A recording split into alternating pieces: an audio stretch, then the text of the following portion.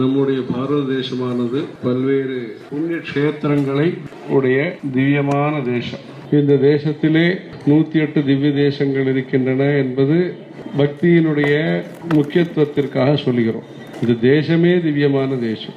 திவ்யம் என்பதற்கு திவ்யம் திஷ்டம் பாகதேயம், பாக்கியத்தை உடைய தேசம்.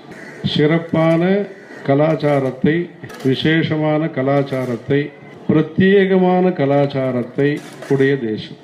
ஒவ்வொரு ஊர்லேயும் ஒரு கலாச்சாரம் இருக்கிறது. பல்வேறு நல்ல அம்சங்கள் இருக்கின்றன.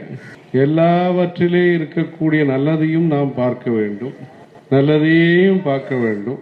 ஒரு முறை தர்மபுத்திரர் உலகமெல்லாம் சுற்றி வந்த பொழுது அவர் கண்ணில் நல்லது தான் பட்டது. சில சமயம் நல்லது செஞ்சுட்டு இருந்தா சில சமயம் கண் படுறது. அது வேற.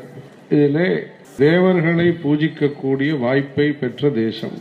வெளிநாட்டிலே பல நல்ல அம்சங்கள் இருந்தாலும் எல்லாவற்றிற்கும் அடிப்படையாக வழிகாட்டக்கூடிய தேசமாக இந்த புண்ணியமான தேசம் விளங்கி வருகிறது. ஏதத் தேச பிரசூதஸ்ய சகாஷாத் அக்ரஜன்மனः ஸ்வம் ஸ்வம் சரித்திரம் சிக்ஷேரன்னு பிருத்திவியாம் சர்வ மாணவாக.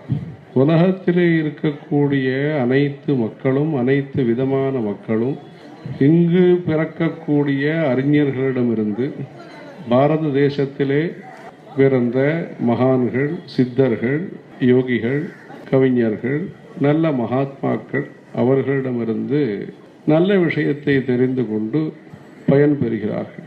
ஆக பல்வேறு தேசங்களுக்கும் நல்லதை தெரிவிக்கக்கூடிய, அனைத்து மக்களுக்கும் நல்லதை சிந்திக்கக்கூடிய மனோபாவமும் தார்மீகமான சக்தியும், சொத்து, பணம், படிப்பு என்பது லௌகீகமான சக்தி, அனைவருக்கும் நல்லதை சிந்திக்கக்கூடிய பரந்த மனப்பான்மையும் ஒரு புண்ணியமான சிந்தனையும் உடைய தேசமாக இந்த தேசம் விளங்கி வருகிறது.